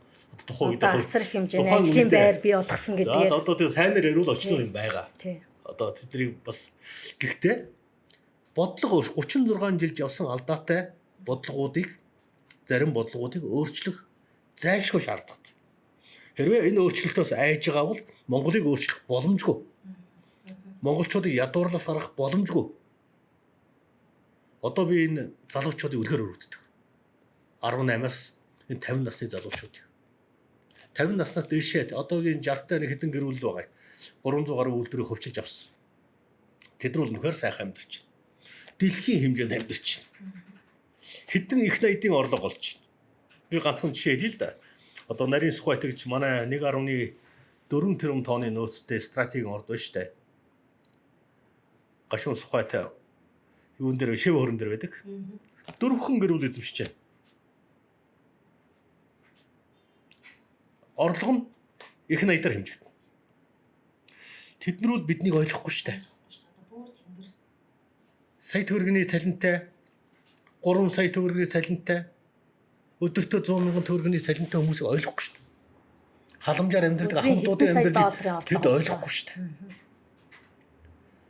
Одоо нийгэм чинь ийм хоёр туйлд хуваагдчихлаа. Ядуурлын намаг балчигтай үлдсэн ард түмэн нар саран дээр амьдарч байгаа нэг хэдэн гэр бүл. Тэд нар засгийн газар улсын хурлыг бацчихсан, корпорацийн засаглалыг улс төрийн түвшинд хэрэгжүүлдэг болчихсон. Ийм л хоёр бие биенээ үзэн ядсан туйл руу нийгэм хуваагдчихлаа. Тэгээ одоо энэ дундаж давхар байхгүй болсон. Тэгээ энийг засаж задруулахын тулд бид явж байна. Тэгээ одоо энэ том зургаараа төр засгийг энэ нөхдүүд удирдах байна. Тэгсэн чинь дахиад одоо дундаж давхрах тэрнээс одоо ингээ жинхэнэ ажиллах хүч за гүйцэтгэлийн компаниуд манайх ч одоо бүгдээрээ нэг цөөхөн хүн амтаа мөртлөө бүгд л аж ахуйн нэгж болцсон. Нэг хүнтэй ч компани байж байгаа шүү дээ. Тэд нар чинь яг эдрийн бас хараад болчиход байна. Өөрөөр хэлбэл нэг ямарваа нэг юм нийлүүлдэг ч юм уу. За ингээд үг дуурдаг хүн байхгүй байгаа шалтгаан ингээд үзэхээр бас тийм байхгүй. Тэгснээ өдрөөс өдөрт нөгөө олдог орлого нь хамигдаад бизнес нь хамигдаад бүх бизнесийг булааж аваад байгаа байхгүй. Одоо бүр бууз хуушуурыг хүртэл хийдэг боллоо шүү дээ эдгээр чинь. Салбарлсан 20-30 компани байгуулад. Уул уурхайн бүх компаниудыг би буруутгахгүй байгаа. Ил сайрганы компаниуд ажиллаа хийж л байгаа. Өөр хэтэр жижигхэн жоншны уурхайтай хүн ажиллаа Монгол улсын хууль дүрмийн дагуу хийж л байгаа. Стратеги ордуудын тухай ярьж байгаа шүү. Стратегийн улсын төсвөр хайгуул хийсэн стратегийн ордын тухай ярихаар үгүй тэнд байгаа ил сайрганы компанитай эсвэл тэнд байгаа нэг жижигхэн жоншны компанитай эсвэл тэнд нэг дав сухаж байгаа нөхрийг оруулж ирээд уулуур хариу дайрах гэж нэг ярьдаг. Тийм байхгүй. За энийг чи стратегийн 16 орд. За дээрэс нь нэмэх нь 36 ордын асуудал байдаг. 38 ордын асуудал байдаг. За тэр 38 дотроос ч гасагдах ордууд маш олон байх. Өөрөөр хэлбэл ашиглагдаад дуусчихсан. Үр ашиг өгөөж муутай зүгээр орон нутгийн чанартай одоо Өвөрхангайн Баянтээлийн орд ч гэдэг юм уу, Сухбаатарын талуулгын орд ч гэдэг юм уу. Энэ бол ингэж бодлого хэрэгжүүлээд явж байхаар бодлогыг сарамжуулахын тулд хажуугаар нь худлаа юмнуудыг оруулж ирдэг. Өөрөөр хэлбэл стратегийн ордын бодлогыг хэрэгжүүлэхгүй, баялагын сангийн бодлогыг хэрэгжүүлэхгүй сарамжуулах хүсэлтэй хүмүүс ийм юм ярьдаг. Энийг ч одоо бид улс төр нийгмийн амьдралын туршлагын хүмүүс харж штэ хэн юу ярьж байна. Ямар зорилготой ярьж байна. Ийм сарамжуулсан бодлогот нь манай дарга нар, сайд нар автдаг. Яг одоо энэ ч болохгүй. Одоо стратегийн ордын бодлогыг хэрэгжүүлэх гингүүд стратегийн ач холбогдолтой элемент эрдэс соёлын жагсаалтыг гаргая гэж ярьдаг. Гэхдээ гаргал та. Гарга. Нээлттэй байгаа. Гэхдээ стратегийн орд гэдэг ойлголт бол үндсэн хууль байгаа шүү. Өөрөөр хэлбэл үндсэн хуулиас стратегийн ордыг авч яхахын тулд янз бүрийн хуулиудыг дэвшүүлж штэ. Тэгж байна. Нээлттэй яар. Нээлттэй яар. Гэхдээ гаргаж байгаа, дэвшүүлж байгаа бодлого болгон ард түмэнд энэ стратегийн ордуудын өгөөжийн дийлэхийг хүртээгт чиглэх ёстой. Бид одоо байгаа хуулиа хэрэгжүүлэх тухай ярих ёстой болохоос биш. Маргааш батлагдах, альсвал батлагдахгүй ч юм уу. Батлагдах нь тодорхойгүй хуулийн дагуу өнөөдөр ярьж одоо хүчин төгөлдөр байгаа үндсэн хуулиа гацаах. Одоо хүчин төгөлдөр байгаа баялагын сангийн хуулиа хэрэгжүүлэхгүй байх. Шалтгааныг тоочж гаргаж ирж болохгүй л гэдгийг би одоо байнга хэлж байгаа. Маш тодорхой хэлж байгаа. Үндсэн хуулинд байгаа 6-гийн 2 дээрээс нь баялагын сангийн хууль хоёрыг л ард түмэн нэхээдэх юм байна ерөөсөө. Хэрэгжүүлэх гэл те. За одоо оюутлахыг хоёлаа яриа. Энэ ер нь ямар учиртай юм бэ? Ихэнх хүмүүс маань ингээл хууль бус гэрээ боссон өдөр тутам өрөнд ороолын ингээл одоо яг мэдээллийн нэг иймэрхүү юмнууд бол явж байна. Гэхдээ бүр цаад асуудал нь яг юу юм бэ? Яагаад засгийн газар энийг өөрчлөж засч чаддаг юм бол? Анхнаасаа мордохын хазгай гэж байдаг. Мордохын хазгай 2009 онд оюу толгойн 3 гэрээ байгаа шүү дээ. Хөрөнгө оруулалтын гэрээ, хувь нийлүүлэгчдийн гэрээ, зээлийн гэрээ гэдэг. Тухайн үеийн засгийн газар би тухайн үед их хурал байгаагүй л дээ жаахан хүүхэд байсан. Годомжийн тэмцэгч дөнгөж оюутан нийшээрээс ирчихсэн тийм л нөхөр байсан. Оюутлахын гэрээг байгуулсан Санжийн баярын засгийн газар үед хамтарсан засаг байсан. Сангийн сайд нь баяр, уулуурхай сайд нь зоригт байсан. Мэдээж одоо муу гэрээ Монгол улсад ашиггүй гэрээг байгуулсан гэдгийг хүн болгон мэддэг болчихлоо. Энийг засаж задруулахын тулд олон засгийн газар ажиллаж байна.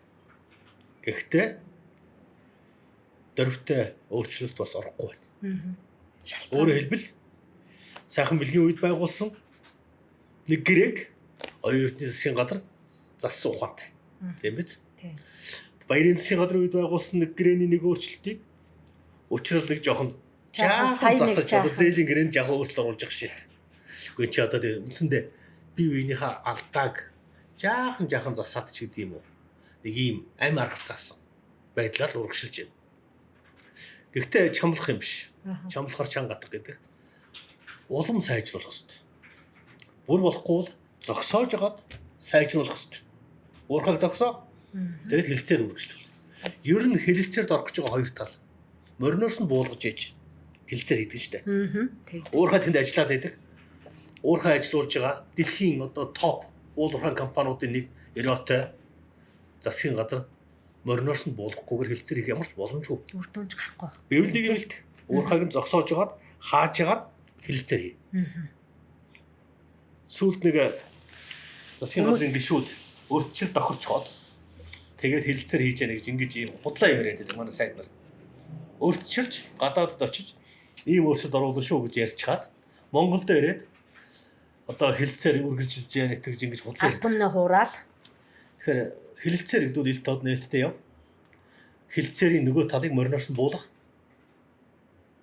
Морьтой хүнтэй явган хүн хилцээр хийдгүй. Тэгэхээр хилцээрийг хийж байгаа талууд ялангуяа Монгол Улсын засгийн газар зоригтой шийдэмгүй байгаасаа гэлээ гэж хүсэж байгаа тий. Одоо энэ стратегийн ордуудаас хамгийн түрүүнд баялагын санд яг зөв хуваарлалтаар очих том орд нь аль нь юм бэ? Баялагын санд бол мэдээ төрийн муу нэртэй. Одоо манай ультралибералууд хэлдэг. Төрийн өмчөд байгаа нь одоо ордууд мордууд бол муу ажиллаж байгаа, ашиггүй ажиллаж байгаа гэж. Тэгэхэд ховын өмч шилжсэн оюутлага ашигтай ажиллаад Монголыг гүйгүүлээд байгаа хаана вэ? Ховын өмчөд очисон тэр нарийн сухад Монголыг гүйгүүлээд байгаа нь хаана вэ? Хувийн өмчөд очсон цайр минерал Монголыг гүйгүүлж байгаа нь хаана вэ? Байхгүй байна. Хувийн өмчөд очсон шингээд хятад полиметалын маш том орд байгаа. Монголчуудыг баяжуулаад байгаа нь хаана вэ? Байдгүй. Стратегийн одоо салбартаа бол төр үргэлж хяналттай байх хэрэгтэй. Төр Монголын ард түмний эрх ашиг хамгаалах ганцхан субъект байдаг. Тэр бол засгийн газар. Зарим нөхдөд ярьдаг л да манай ультралибералууд төрийг хүчгүй болгоно гэж. Төрийг хүчгүй болгоно бол төрд байгаа бүх юмыг ард түмэнд байгаа бүх юмыг дээрэнд нь хулгайна гэсэн үг. Хулгайлна гэсэн үг. Тий. Хулгайлна гэсэн үг. Хулгайгаа хийгээд тийм ярьдаг. Би Монголын төрийг стратегийн салбарууд дээр контролоо алдаж болохгүй гэж боддог. Тухайлбал стратегийн ордууд дээр, баялаг дээр контролоо алдаж болохгүй. Контрол тавьдаг олон арга хэрэгсэл байдаг л да. Алтан хувьцаа хэлбэрээр тавьж болдог. Баялагын тодорхой хувийг эзэмшиж тавьж болдог. Эсвэл одоо аккаунтинг нэгтлэн бод хүртгэлээр нь тавьж болдог. Хууль дүрм журам лицензээрээ тавьдаг. Одоо махны салбар. Гадныханд өгчихсөн махны салбараа. Чэнжүүдийн гарт алдчихсан. Энэ одоо хоол хүнсний аюулгүй байдлын салбарууд, телекоммуникацийн салбаруудыг зүгээр гадныханд алдчихад энийг хувийн хөвшилд өгсөн гэж яриа суудаг мангуу дарга нар байж болохгүй. Стратегийн салбарууд дээр төр контролоо үргэлж тавьж явах хэрэгтэй. Манайхан бол контрол алдсан шүү. Одоо манай залуучууд биш үү ингэж бүр ярьж байгаа шүү. Энэ стратеги гэдэг үг одоо ямар ач холбогдолтой юм? Ер нь хинт хэрэгтэй энэ стратегийн салбарууд гэдэг юугаа яриа? Би ганцхан юм л. Би Канадад 10 жилийн өмнө хуралд очиод Канадын засгийн газрын гишүүнтэй уулзж байсан. Тэгэхэд Гаттууд Канадын хөрөнгийн биржийг хөвчилж авъя гэдэг санал тавьж байсан. Тэгэхээр Канадын ерөнхий сайд хэлж байсан. Канадын хөрөнгийн бирж бол манай стратегийн том одоо позиц юм аа. Бид хөрөнгийн биржийг хятадд хөвчлөхгүй гэж. Австралид би 2 жил гаруй амьдарсан судалгаа хийж. Австралийн далайн бомбтуудыг дайрвны далайн бомбт мөн одоо хэд хэдэн чухал одоо бас хүнсний салбарыг ус үйлдвэрлэдэг гол үйлдвэрүүдийг хятадд хөвчлээд авсан байсан. Урт хугацааны гэрээгээр түрээсийн гэрээгээр эзэмшиж байсан. Австралийн засгийн газар бүгдийг хүчинг болгосон. Гэхдээ болтгол юм шүү дээ. Тухайн үед Labour Party либерал намын засгийн эрхэнд гараад хүчинг болгож ирсэн. Бид гадныханд стратегийн салбар алдсан байна. Зарим засгийн газрын урагч бодлогын үр дүнд стратегийн гол салбарууд алдсан байна. Үүнээс болоод манай улс тусгаар тогтнол алдаж байна. Харин тийм. Ард түмнийхээ эрүүл аюулгүй амьдрах эрхийг хэрэгжүүлж чадахгүй боллоо гэж хэлээд тэр алдаатай гэрээнүүдийг цуцалж ирсэн. За манай дарга нар болохоор гадныханд найр тавиад гадныханд бүх салбарт орж ирвэл гадны хөрөнгө оруулалт бүх салбарт орж ирвэл Монгол хөгжинө гэж боддог хэдэн дарга нар манайд байгаа. Гадны хөрөнгө оруулалтыг татдаг салбар. Одоо шинэ Япон бол гадны хөрөнгө оруулалтаар үйлчилгээний салбар болон одоо олон нийтийн хоолны салбарууд дээр заавал Японы аж ахуйг нэгжүүд Японы иргэдийн оролцоо 50% байх хэрэгтэй. Намайг бахад тийм хөлт байсан. Хүнсний салбарыг гадныханд 100% өгч болдгүй салбар. Заавал тухайн үндэсний аж ахуй нэгжийн оролцоотой хамтарсан аж ахуй нэгж хэрэгжүүлээ. Тухайн салбаруудыг тодорхой салбаруудыг заавал засгийн газрын оролцоотой хэрэгжүүлнэ. Одоо хүн болгон бид нар энэ гар утас ашиглаж байгаа. Телекоммуникацийн салбар бүгдийг бид нар алдсан.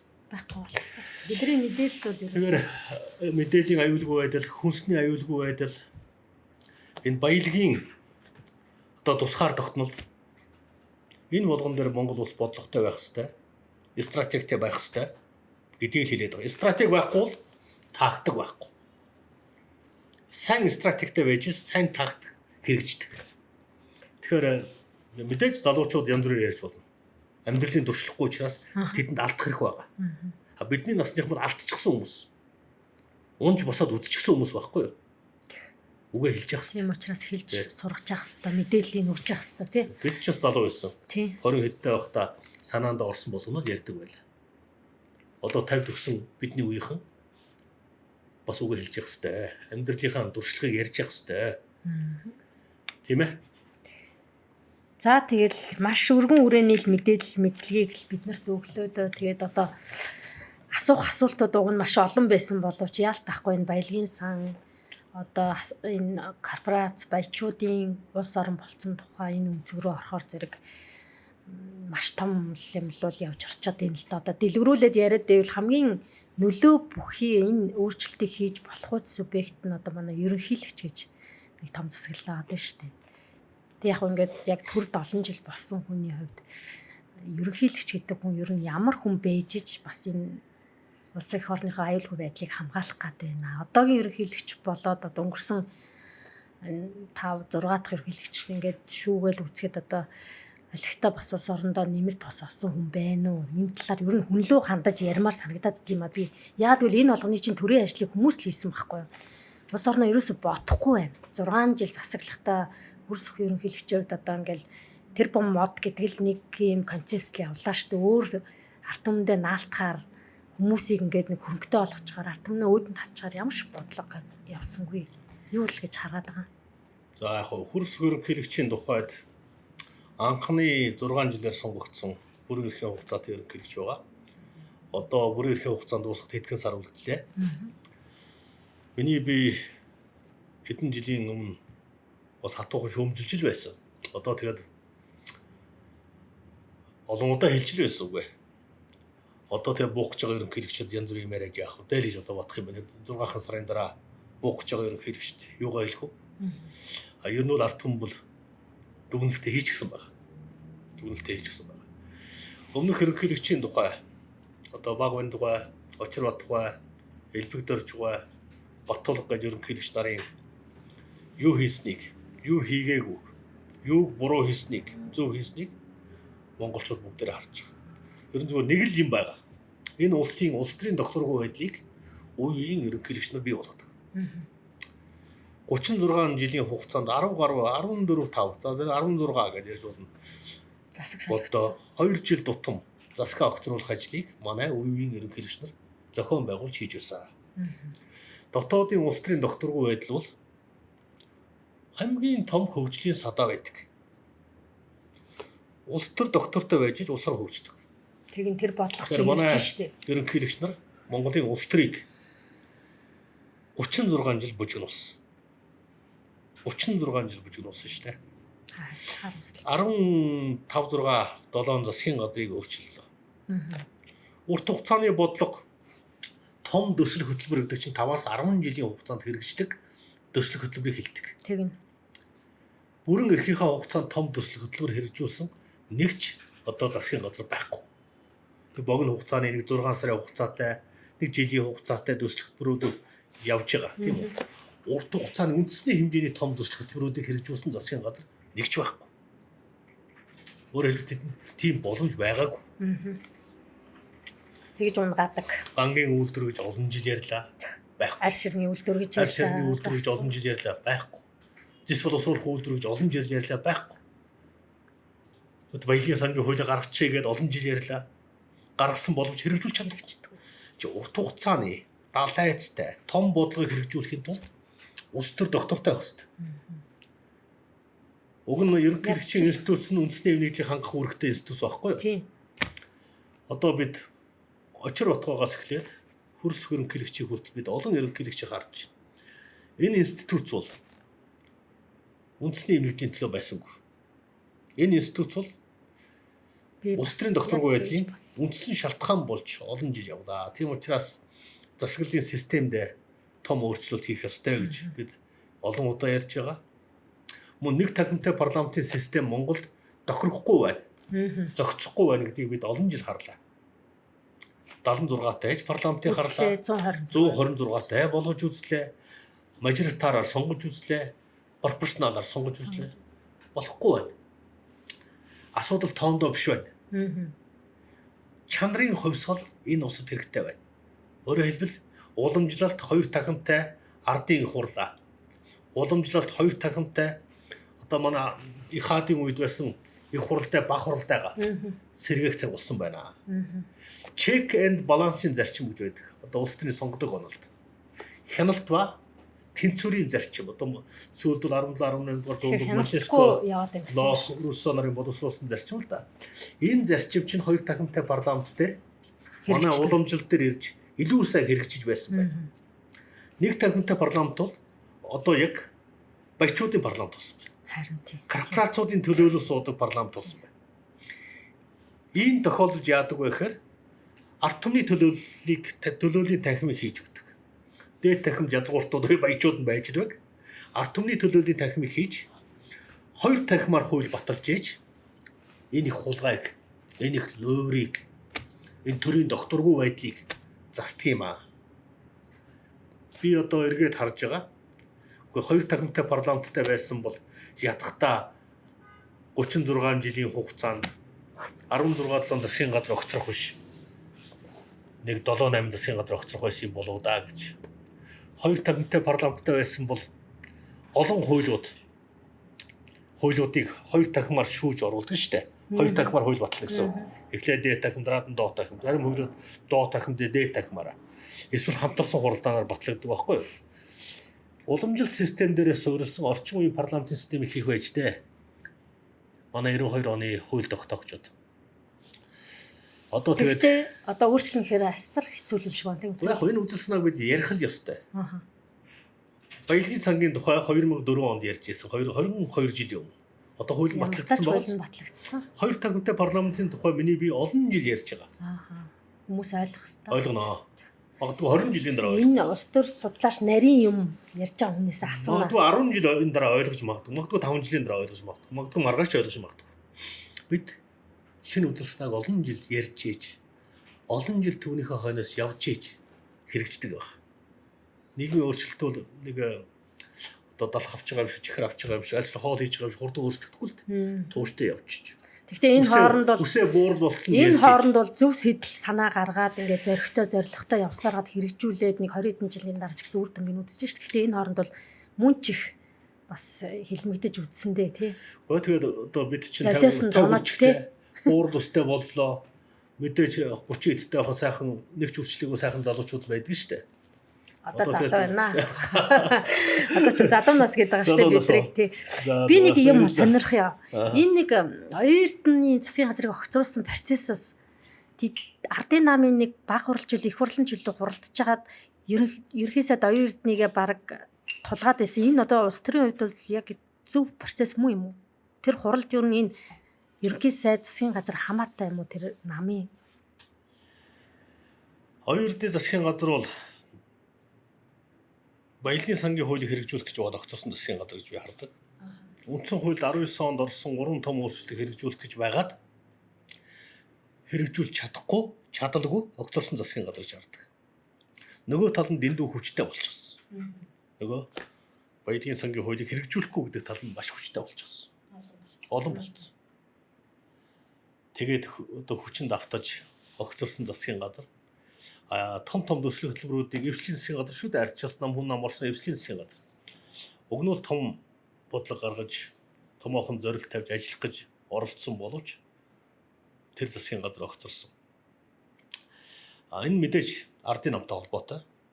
Ардын нам арчилсан намыг муу ажиллаж байгаа учраас гарга гэж өөрөө хэлбэл оюутны засгийн газар 3 хөлтэй байсан бол нэг хөлийн тайрсан гэсэн. Доголон болгосон гэсэн. Доголон засгийн газар хол явж чадахгүй.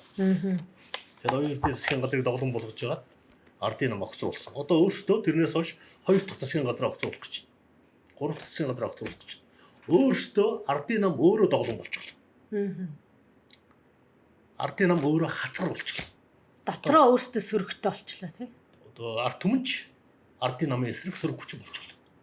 Тэгэхээр нийгмийн дэмжлэггүй дотроо дэмжлэггүй ийм л одоо засгийн газар одоо дэнгэн нанган гэдэг те хөлд орж байгаа хөвгчгөл ингэж явж байна. Учирлын засгийн газар. Тэгээд ийм засгийн газар бол том бодлого хэрэгжүүлж чаддаггүй. Өнөө маргаашиг арга цаасан байдлаар явдаг.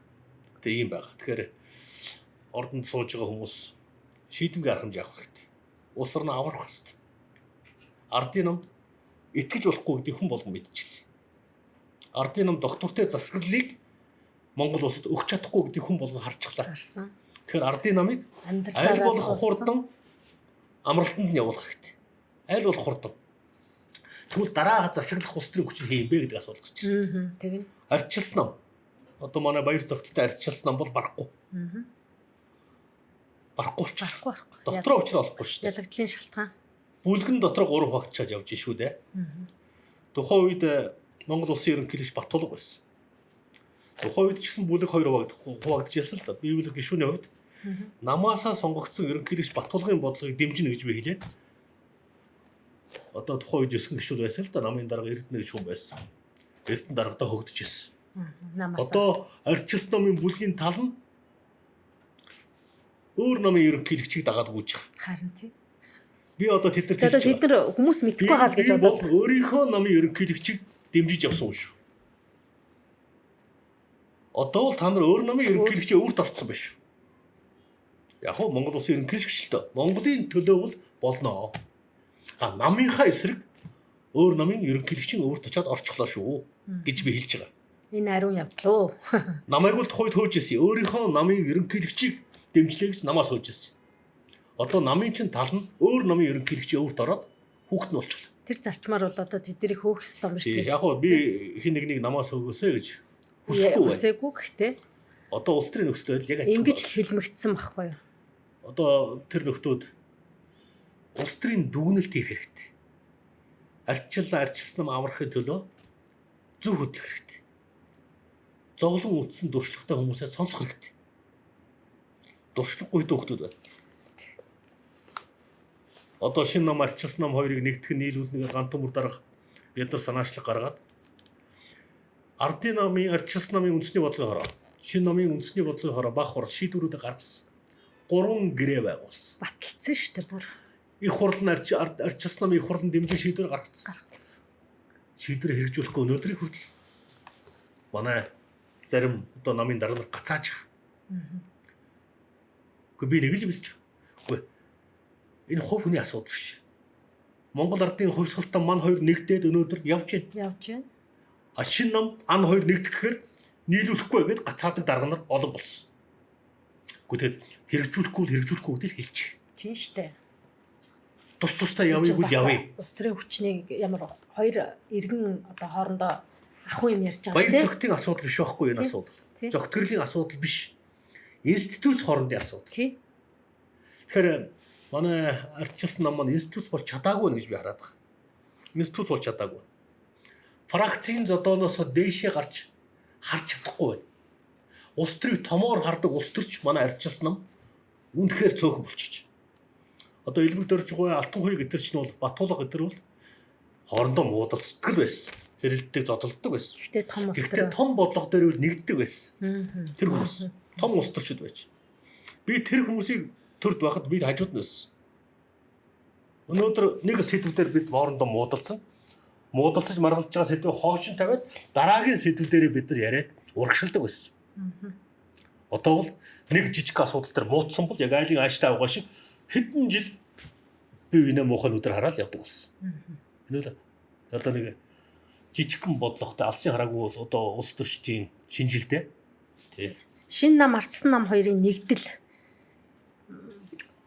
бүр их хурлаараа батлагдсан шийдвэртэй олон удаагийн 3 удаагийн албан бичгүүдтэй бүр хоорондын гэрээтэй ийм ажиллагаа одоо л хэрэгжихгүй байх гэдэг чинь өөрөөр хэлбэл энэ хоёр намын гишүүдийг бас дордол үзэж штэ энийг 2 3хан даргал. Би бол нэг юм хэлж байгаа. Институт болсон муу сайж бид ардын намыг муу хэлээд байгаа.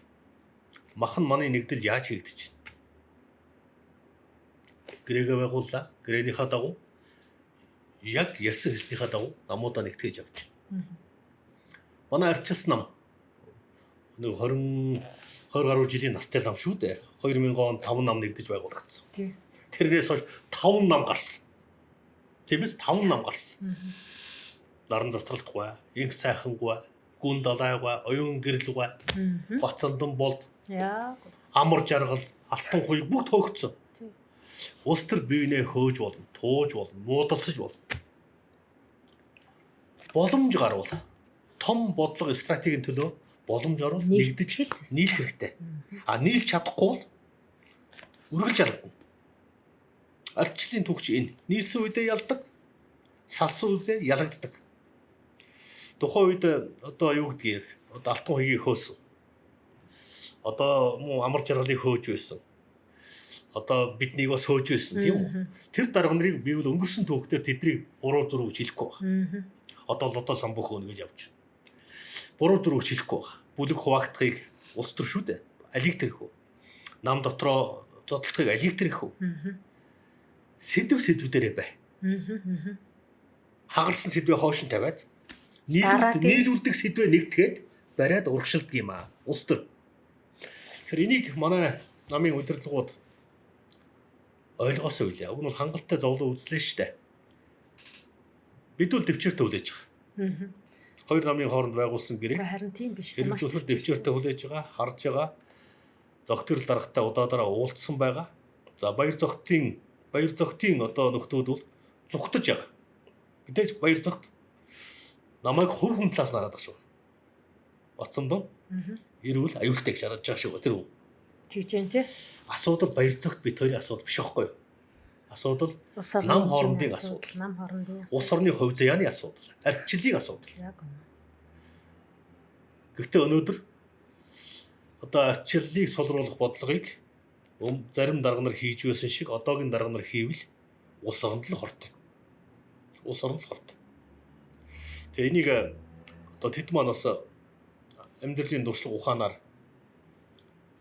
нэлээд баялаг хүмүүс байгаа тэгээ бодож үзэх. Ер нь бол яг аливаа амигдын өнгө үзмжээр юм уу хувь хүний үзэл санаагаар хэрэгжүүлэх чинь буруу шүү дээ. Энэ арчлалын зарчим биш. Хоёр нам гэрээ байгуулсан том хурлуудаараа шийдвэрээ гаргацсан байхад энэ бол одоо нөгөө талаа үл хүндэтгсэн муухай болчмгүй л алхам л да. Ер нь тэгээд тараа намч байсан улс төрийн засгийн газар одоо юу гэдгийг энэ их хурлч байсан заламж халаа гэж нэг байх хэвээр өмнөх дарга нарын хэрэгжүүлсэн үйл ажиллагааг одоо би нэг зүйлийг хэлж байгаа. Авч явах л хэвээр. Гантумар даргын үед эхлүүлсэн намуудаа нэгтгэх, барууны хүчнүүдэд нэгтгэх бодлогыг миний бие дэмжиж сүүлийн 3 жил явлаа. Институт хоорондын хилцэж яриа үргэлжлэх үгүй юу гэдгээ та нар хэлээрэй. Нөгөө талд альтернатив л үргэлж байгаа. Гэхдээ миний бие бас нэг Баян зүрхийн намыг 3 сонгуул дараалж ялуулсан Баян зүрхийн ардчилсан намын тухай ярьж байна. Ялуулсан хүний хувьд энэ хэдэн ардчлал хүний эрхчлөө шудраг усны төлөө тэмцдэг дэмжигчтэй бас бодож байна. Хайрлж байна. Тийм шүү дээ. Энэ дарангуйлыг сөрмөр байна. Дарангуйлын системийг зогсоомоор байна. Ардын намын гажиг буруу бодлогыг засмаар байна. Энэ дээр л нэгдэх ёстой. Нэгдэх ёстой. Тэгэхээр манай ардчилсан намынхан ойлгож байгаа байлгүй дээ. Сонгуул болгоноор 260-аас 300 мянган санал авч байгаа шинэ намыг үл тоож байгаа бол тэднэртэй ярих юм байхгүй. Энэ бол Бацандангийн асуудал биш. Тийм шүү дээ. Чи цаана Тэгвэл тустай явъя. Асуудал байхгүй. Гэрээгээ биелүүлж чаддгүй юм байна гэдгийг би олон түмэн зарлаад яваад байна. Эсвэл гэрээгээ биелүүлж чаддаг ардчилсан нам. Одоо энэ том институт хоорондын гэрээ хэлцээр нэгдлийн энэ процесс үйл ажиллагааг зүгээр хувь хүн буюу Бацандан ардсан нам дуртай үед ярьдаг дургууг болохоор явдаг гэдэг ийм худлаа үгээр сурталчилгаа хийж одоо тэр ардсан намын гишүүдийн тархийг угааж байгаа юм. Тэр үл жижиг улс төрчдийн яриа. Тийм. Жижиг улс төрчдийн яриа амьдралын дуршлаггүй атааж төнөөс илүү гарч яддаггүй жижигхэн хүмүүс яриа. Улс төрийн бодлогыг стратегчд авч явдаг. Зогтгөрөл том стратеги байгаа бол ялна. Зогтгөрөлд ялалтын стратеги байхгүй бол тэр хувийн өчүүхэн шунал атааж өтөөндөө хөтлөгдөж байгаа бол зогтгөрөлтэй арчилсан нам баяр зогттой арчилсан ялагдана. Тэгэхээр энэ хүмүүсийг бурхан тэнгэр эвээгээс одоо нэрээ бурхан тэнгэр эвээгээс ялалтын ардсан намын ялалтын стратеги хамгийн том бас нэг хүчин зүйл нь энэ том намын нэгдлүүд юм байна шүү дээ. Энэ битүүрийн ярианаас маш гоё одоо намын гишүүдэд бас хүргчмээр мэдээлэл гарч ирж байна. Баярлалаа. Тэгэхээр намч ярьлаа, улс төрч ярьлаа, стратегийн ордуудаач ярьлаа, олон сэдвийг ярьсан. Маш том сэдвүүдийг өргөн хүрээнд ярьлаа. Баярлалаа. Яриулсан зэрэг долгууртаа баярлалаа. Таны бас улс төрийн нийгмийн амьдрал, гэр бүлийн чинь амьдралд сайн сайхныг хүсэн өрөөё. За баярлалаа. Та бол бас их мундаг эмэгтэй шүү.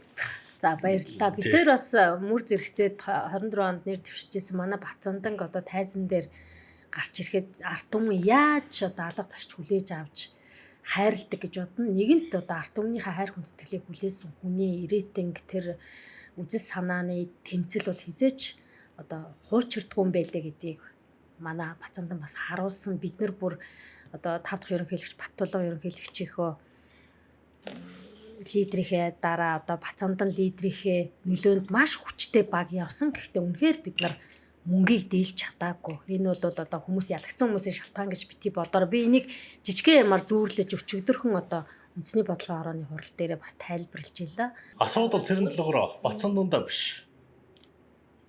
Бацаандан нөхдөдтэйгоо залуу байхдаа 2004 онд иргэний хөдөлгөөнүүдийг иргэний нийгмийг идэвхжүүлж байлаа. Өөрөөр хэлбэл иргэний хөдөлгөөнүүд борооны дараах мөг шиг болж эрүүл нийгэм иргэний хөдөлгөөн, эр шинжилэл хөдөлгөөн, олон 10 иргэний хөдөлгөөнүүдийг орон даяар идэвхжүүлж Мундаг. тэр иргэний хөдөлгөөнүүдийн хүчийг ардчилсан нам дээр авчирч тэр үед ардчилсан намын дарга алтан хоёуд дарга байсан. Өргөн хардаг хүн. Авчирч ардчилсан нам 2012 онд 34 суудал авч ялж исэн. 34 суудал авч ялж исэн. Мэдээж дараад нь бидний хооронд бас зөрчил байсан. Тэр бол хамаагүй. Өөрөөр хэлбэл энэ нам гэдэг чинь өөрийн тодорхой гишүүдтэй хязгаарлагдмал мас байхгүй юу? Намаас гадна энд байдаг иргэний нийгмийн бүхэл бүтэн том массыг дэмжлийг авсан нам л ялдаг. 2020 оны сонгуулиар баялагын хувьсгал гэдэг том хөдөлгөөнийг өрнүүлээд ардчилсан нам дээр авчирсан чинь намайг тухайн үеийн намын дарга намаас өтсөн. Тэр баялагын хувьсгалыг дэмжижсэн 500 мянган хүний саналыг хэрвээ 20 онд ардчилсан намын дарга удирдлагууд аваад ардчилсан нам дээр өрөө бодлого болгоод орсон бол ялах байсан. Гэтэл ардын нам авчихсан. Оюун эрдэнэ гэдэг хүнийг ардын намын даргаар тавиад оюун эрдэнэ 20 оны сонгуульд ялчихсан. Тухайн үед тэр үзэл санааг манай ардчилсан нам гаргаж ирсэн үзэл санаа. Ардчилсан намын гишүүн Бацаандан болт хоёр гаргаж ирсэн үзэл санаа. Тэр үзэл санааг бүр 2004 онд Элбэгдэрж гэдэг хүн Эрдэнийн хувь нийтлэлээр гаргаж ирж ирсэн үзэл санаа. Баялагын өөжийн дийлэх нь арт түмэн гэдэг Баян Монгол гэдэг үзэл санааг манай ардчилсан намын гишүүн болд анх удаа биччихэл, боловсруулж ил. Бид үзэл санаагаа ардын намд алдчихад сууж байгаа ийм нам. Одоо ч ультра либералууд манай ардчилсан намын толгойд гарчихсан. Ультра либерал юм яриа суугаад байгаа.